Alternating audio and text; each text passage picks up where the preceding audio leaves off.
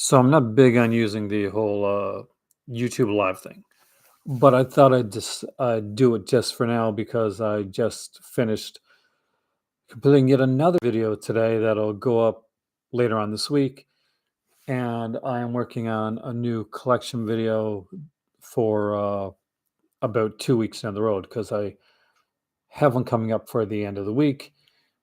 Wow, we have been doing so much here on the channel recently, and I have to say thank you that I am blessed to have so many people that actually will sit back and watch me ramble on and chat with me. Now, this year, unfortunately, not a lot of people are going to know that it's here because right now I'm basically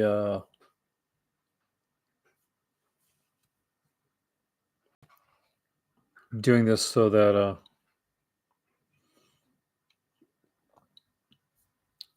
n- in a way that yeah, I'm not used to doing. That's just best way to put it.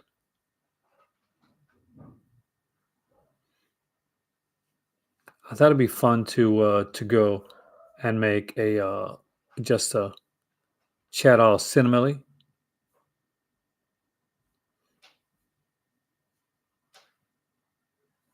So that is a kind of cool little idea. There we go. I've actually let people know that I'm doing this. So that's something. But I didn't have anything really like this is not like a theme video where like earlier on today we talked about the Shout Factory sale. Hey there, Dennis. Hey there, Robert. I wonder if I can actually highlight on this here. No, apparently I can't. I can pin messages. That's always a good thing, right? But it's kind of interesting because we get to talk about um, a lot of different things on here. Just got done watching your Screen Factory sale video literally 30 seconds ago. uh, the content today is insane, right? Hey there, Triple H, welcome, man. Yeah, I did a stream early in the morning. I got up at 4 o'clock in the morning uh, because my better half had a big work day today, and then I once the WWE 2K24 game came out, I did a kind of a mini like kind of live stream on that. I'm going to be doing a bigger one with a review and everything down the road. I'm also going to be doing I'm going to be doing a general manager mode series of videos that's going to be straight to YouTube. I need to get a headset and mic to get it worked out. But hopefully, I like that Scream Factory video. I worked hard on that one, and it was able to sit back and like, well, not work too hard, like, is in like, I was able to sit back and just say, okay, you know what, I can actually make a video, and I don't have to do as much like scripting or editing or voiceovers or any of that type of stuff. Like I just got finished doing. So for those that are unaware, I'm upping my editing game. I hope I am anyway, and I'm adding some new things into it. I just did a Call to Comics video, and I'm pretty proud of it actually. So, like, I had to go and I shoot a bunch of B-roll footage before I was able to even like get things started, and then it was like shooting the segments and getting everything together, all the fun stuff, all the stuff you don't care about. But there is so much out there right now when it comes to physical media. Apparently, there's some new steelbooks coming out, um, and not just any steelbooks, like steelbooks that are Disney TV shows. So it looks like Disney are putting out their TV shows like via steelbook, and people are kind of curious and wondering why that is. And I got a theory on that. It's the connection with Walmart. See, Walmart has gone strong and hard on the steelbooks. That is something that they've been like really intensely gotten into. Like the steelbooks were a massively big thing. Let me just grab something. I'll be right back.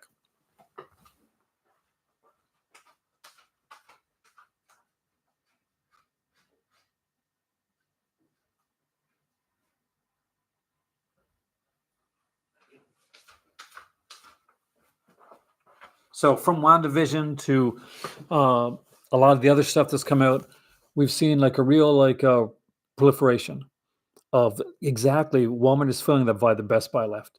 And that's on purpose actually. Walmart specifically are doing that. They are going out and they're doing like if you go to Walmart's, especially in the United States, the part steelbook yesterday, yeah, you're going to see that they have a tremendous amount of steelbooks, and they're really, really pushing towards the steelbook sections and everything, and especially in the U.S., but you can get them here as well. I work a lot with Mill Creek, and Mill Creek has a lot of like U.S. Walmart exclusive steelbooks.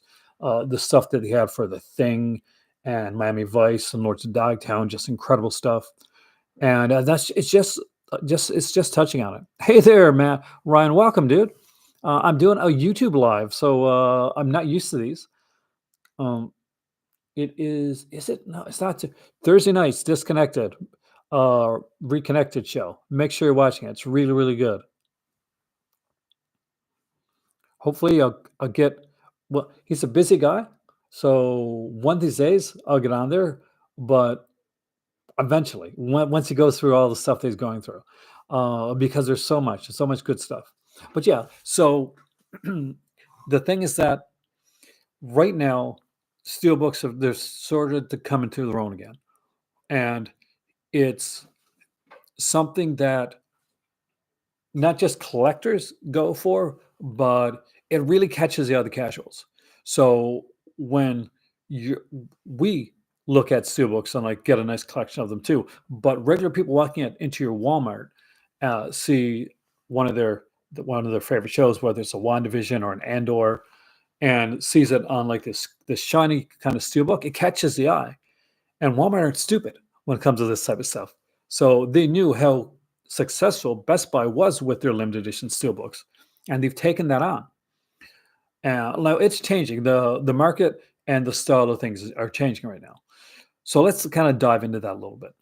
Right now, it used to be like every Tuesday, right? You'd get your you get your steelbooks. You get your steel. Sorry, you get your you get your new releases, and that's going to switch up a bit. So you're not going to see things every Tuesday. You're going to see them every second Tuesday. So like twice a month type of thing. It's going to be more biweekly as opposed to what it is right now. And you're going to notice it. You probably have already started to notice it by now. But it's been a fun thing to check into and see where things are going. And we're seeing more of that coming out with like not just Mill Creek, but Shout Factory have really kind of pushed towards the steelbook. It's almost like the Zavvi thing. 3 streams, one. Isn't it insane? Um, I tell you, I am I'm going to work my butt off here. Oh, if you're here, hit the like button. Really appreciate it. Um, lets me know that you actually like the stuff I'm doing, that you like the fact that I'm doing 3 streams in one day. Uh, or maybe you don't, who knows? But hopefully you do. My cats are going crazy down there, by the way. Thank you, by the way. Or hit that like button. Thank you so much. But it's been a wonderfully crazy, insane day. I planned to spend this entire day just playing video games and getting up to date on like the new game and all this stuff because this is what I got for my birthday, which is at the end of this month. But instead, did you see that?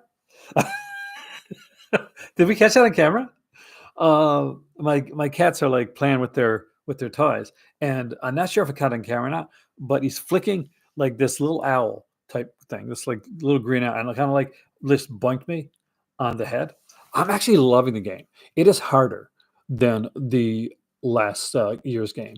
Definitely, there's more of I won't say a learning curve, but you truly feel that when you win, that you've earned it, and I mean that in the best possible way.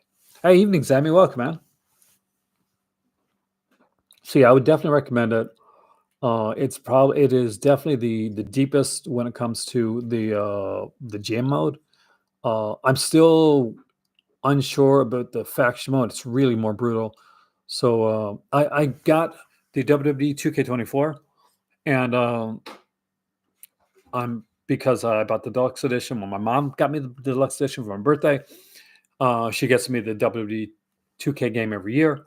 We started like last year. She continued on to this year. So I'll be doing like a review of it, and I'll be doing some live streams. I'm just waiting to get like to make sure that you guys can hear me. In the If you saw the first video, which Three Scott, Tree Scott did, then you're gonna know that you could. I was typing a lot.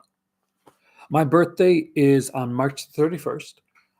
So I'll be doing a birthday stream. So if anybody wants to have it on wants a birthday stream, we we put Buy Me Coffee in because I'll be honest with you, we've been doing like super chats and super stickers, and that you YouTube takes a lot. They take a lot. It's insane. If you've ever done YouTube, you'll figure it out. But yeah, I've been enjoying the game. It's been something that But here's the thing: even when I was like playing the game, um, I was working. Like I was scripting out stuff. I was doing like a kind of a call sheet for the video that I just finished making, and like trying to figure out what I was going to do for that video. So what I do for a lot of my videos, a lot of my pre-tape videos, is for those who don't know, my name's Aaron. This is called Cinema. In 1989, I finished high school and I did journalism. So one of the things that you learn in journalism back then is you had a big editing room, and when you're doing like your radio show or you're doing like the TV, that whether you're doing an hour and a half of TV news stuff, then what you do is you do it this like call sheet, like kind of like let you know what you're going to do, how it's going to be segmented, and like if there's commercials that got to go in, all the things that got to go into your show. So I took that aesthetic and that work aesthetic, and I added it on. I do it it's for my channel. No, I'm called a cinema. Like Malcolm's on here a lot, and I had like a special birthday when his birthday was here. We did like a birthday thing for him, but I often have like he's my actually my current like ongoing co-host because he's a good friend of mine and I like him, and I want to get him in here and not just like be doing videos. Like eventually we'll when we think with we hopefully will be doing together, if he's still down with it, is we want to do a podcast and do a film podcast. So that is something that is kind of a that would if it hopefully gets done will be an us thing. Cult cinema is something that I started. I started this as Movies on the Rock, and eventually it became the Live Movie Club. And around when I moved to North Sydney, it became called Cinema. And the idea behind it was to foster a love of like curating and collecting movies and cinema and chatting about all kinds of stuff and having like real live conversation at a time when live streams were mostly about video games and Twitch and that. Now since then live streams have taken off and you'll see a proliferation of live streams across the board. um but the time that I started doing it, it was rare to see like somebody doing a live stream. And if they did, it was usually like a bigger channel that did one like once a month or type of thing, or they did it. So it's been a passion project of mine, and it's something that I enjoy and I've been doing for a while. It's it's been fun. It's been great. I've got to meet a lot of people on here.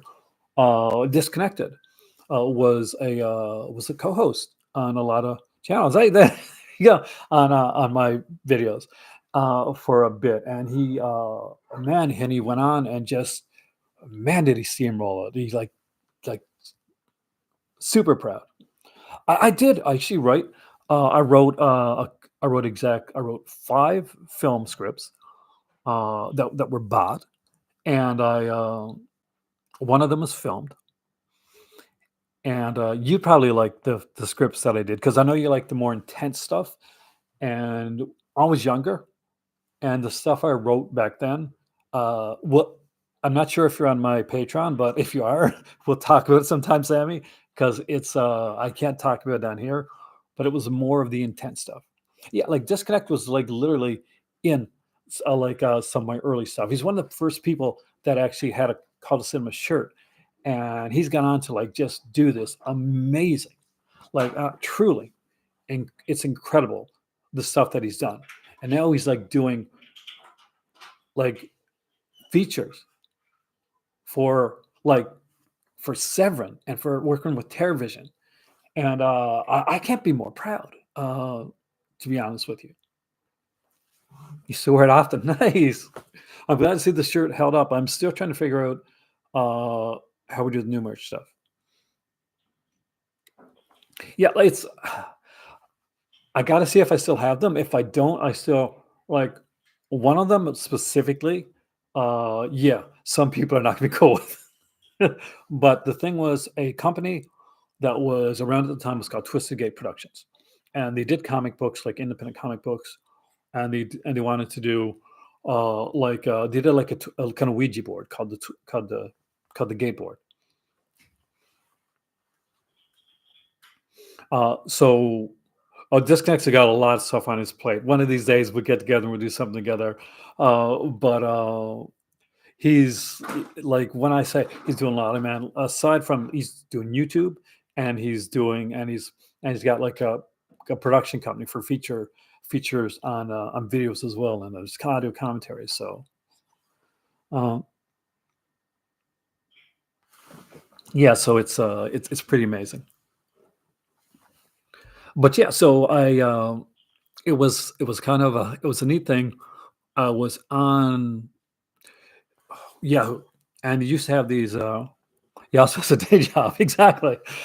He, um, which I used to have until I got here, and now I have to wait. I live in Morocco now, and I basically had to. There's a like length of time that I had to wait to get like a residency, so that I could so that I could teach and stuff over here. Um, But what's really cool was that so the company Twisted Gate. Sorry, I get distracted. Twisted Gate, like I was on Yahoo groups and there was ads for the Wonder Writers, and the guy had like pretty much had like one or two sentences, and he said, "Can you make if I give you like a kernel of an idea of a fraction of an idea, can you make a story out of it?" And I said, "Well, I'll do my best." So I got there, and it was the first one was this is what it was. Okay, um, people see light at a cemetery, they die. Uh, I'm not joking. That was the first script that it was called Hell Cemetery. Was the first script I wrote for them, and there's a whole story behind it. And I was not a massive fan of how it turned out, so just to I appreciate that disconnect. I really do. Uh, but I checked the box, right.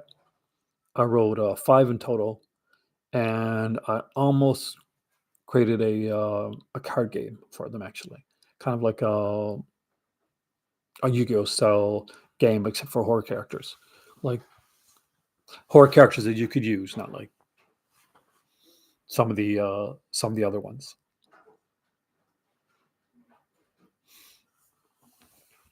But it was an experience. I enjoyed it. I was burnt out by the time I finished it.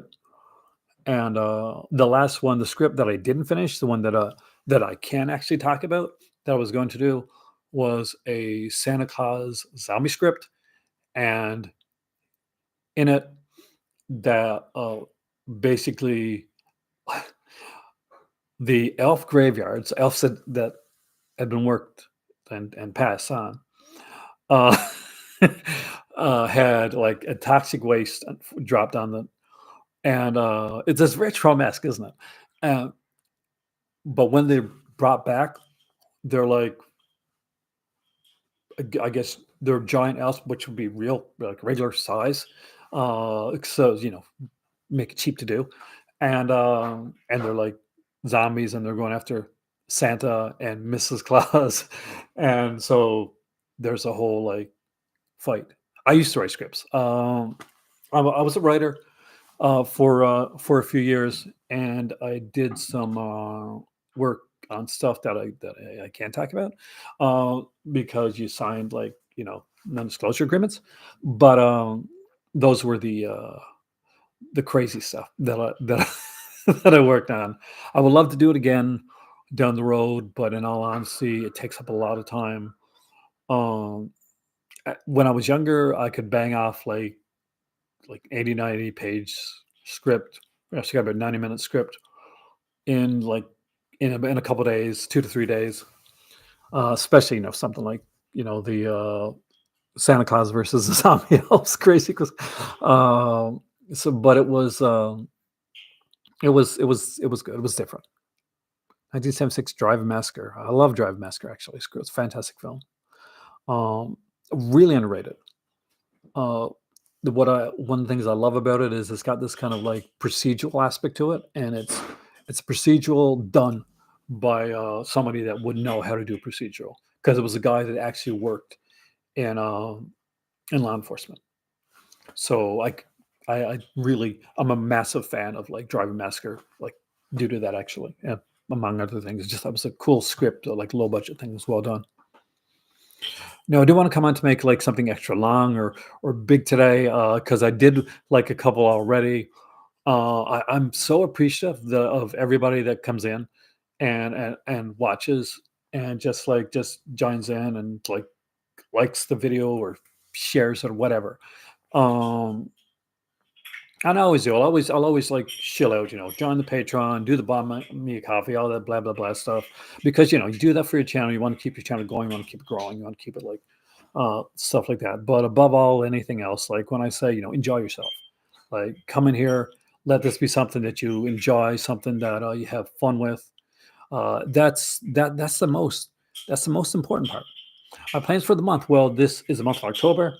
Sorry, October. It's the month of March. My God, and it's my birthday month, and I do have a birthday month. Well, so I a lot of work actually. I'm planning a lot of videos. So I've got a lot of live streams. I've got a lot of pre-tape stuff that I'm doing. I'm continuing the collection videos. I've done a comics video. I actually have expanded. I'm doing a couple other ones that I'm just really interested in trying out. I didn't see your message. What did it say? Your birthday's next month. Oh, nice. 29. Oh, God, I wish I was 29 again, Gino. Oh, congratulations, by the way, on like doing your stuff today. Hopefully that went well. That you're taping. That Gino's taping his show. So there's that. Love getting Morocco, Tangier. We're in Borough State. That would be amazing. I have not been to Tangiers actually.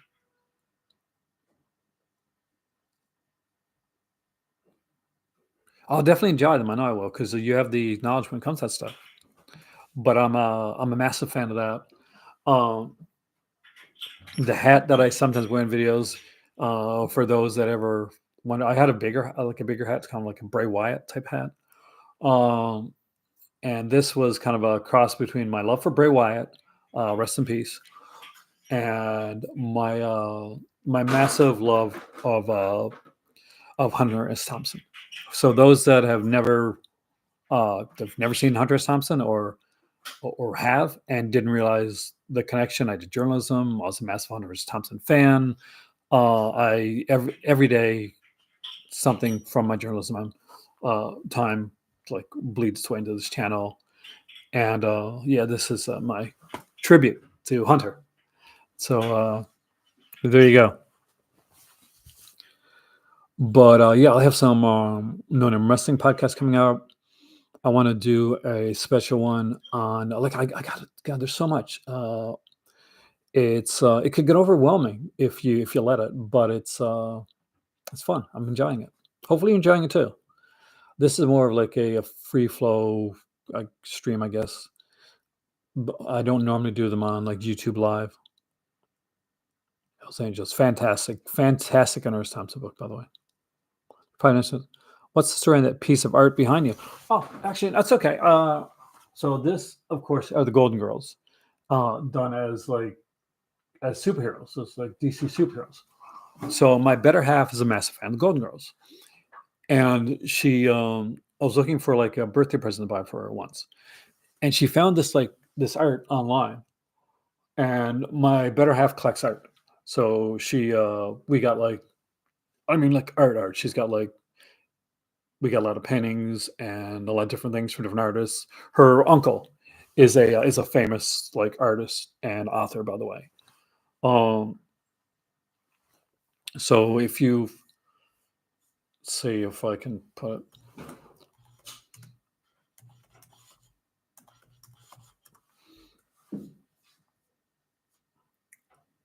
what would what might you know? So Horses Gods. You ever see that movie or read the book? Uh, her her uncle. That's her uncle. So yeah. So anyway, she loves art and she loves the Golden Girls, and we were super geeky. So this was kind of a combination of all of it. And I bought her that. It was, hey there, Andrew, welcome, man, welcome again. But it was a birthday present, and I find it's like it's so unique and so different. Like I do videos over by my movie library, right? And the idea is that I see so many channels and so many of them like, okay, here's my movies in the background. I collect movies, which is great. And I do that too. But just to kind of differentiate myself, to do something like a bit different, I do like to tend to like this is a comfy chair, and I do like to do some of these videos here with the Golden Girls picture in the background because people like see the Terror Vision video. I did actually. I really liked it. It was nice to see some love for Terror Vision going on there. They definitely deserve it. They've been working really hard, and YouTube ad just interrupted your live stream. Not surprised, but but here's the thing. Until I actually, uh, hey, Sim Dave, welcome, man. Until I'm actually like making enough that I don't have to depend on YouTube. It's- Unfortunately, that's the thing. um, Terrorvision, yeah, you gotta love the work that they do. Ryan, of course, works with Terrorvision, does a lot of work with them. So, it was nice to see Benet like have Malcolm on and like talk about uh, we talk about Terrorvision and the stuff that they do and all the hard work that's put out there.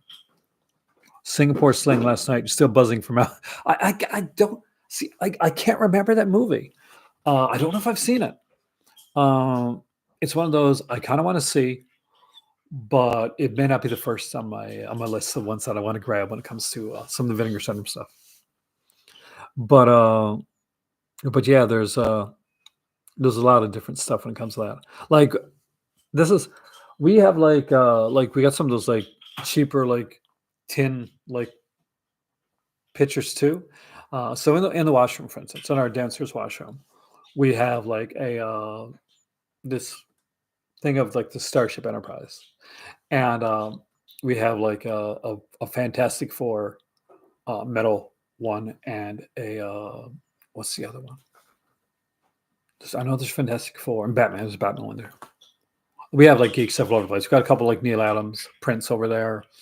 A Ty Templeton Batman drawing that we had him draw for us. So yeah, we're super geeky.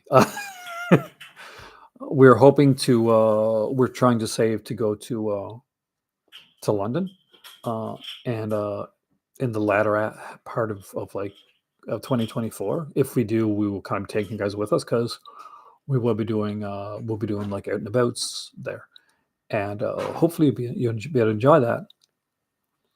Wait, I guess got two Roy Rogers Blu-rays with commentary, so I gotta love that. Two Star Trek models hanging from my ceiling. Nice. We have like an X-wing over over there. Which see, can I show you? Is there a way to show you guys? Hold on. Let's see if this works. Right there. when I say, like, we're super geeky, I kind of mean it. I haven't seen the new Dune yet. I want to. Like, I was a fan of the. I liked the first one. That when it came out, I don't do a lot of food stuff now. I haven't really. Nothing's really captured my interest. Chip reviews down the road, maybe chip tastings. I love Out and Abouts. I love watching them. My problems with Out and Abouts is that I find that recently a lot of the Out and Abouts that I watch, they're just looking at like the regular stuff. That they like if you see like a lot of like Arrow or Signal One releases or Second Sight or like really kind of horrific horror stuff, they bypass them a lot and they just go to like the most mainstream stuff. It's Dune Part One. Looking forward to Part Two. My better half's a massive fan of Dune. So to the point where basically she oh, the Falcon's really cool. She wants to she's read all the books several times. See, Dune and Lord of the Rings to her is about like Spider-Man and like Batman was to me. It was like it was her childhood.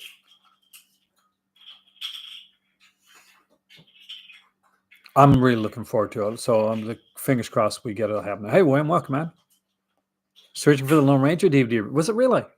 That was one of the first things that I bought when I started recollecting now. I had moved to St. John's at the time, and I was at this store. It's closed down now, and it was and it had this beautiful Lone Ranger set, and I thought it was like one of the most gorgeous sets I'd seen, and it was loaded with stuff, and I wanted it so bad. So I got a job, and on my first paycheck, I was making good money. And I went there and I said, yeah, I'm going to buy one thing for myself. And that was a Lone Ranger set. And that was the start of recollecting. Sweet Willie. I like to restart my collection because I moved a lot of times. And where I'd moved so often. When you're over here in London, let us know. Hey, I would love that, man. The last pint I had in London was on Baker Street.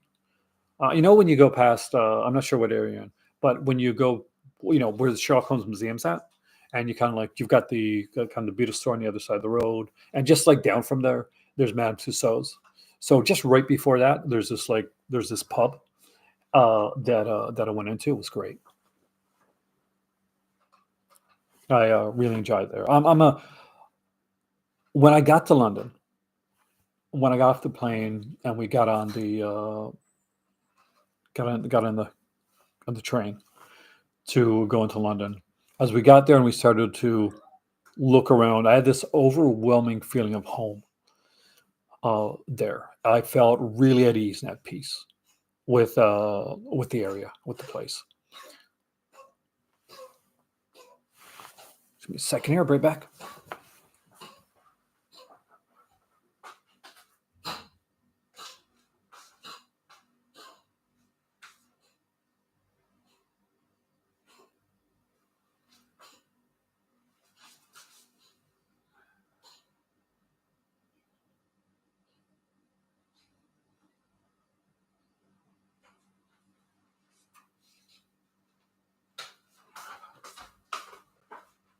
All right. Gotta go check the kitty cats. And I want to thank you all for coming in. It does sound like hairball, so that's what I am going to go check on right now. I'm a cat. I'm a cat guy, so I gotta go check on that. And I will see you guys soon. Have a wonderful day, and thanks for joining me again once more in the Cult Cinema.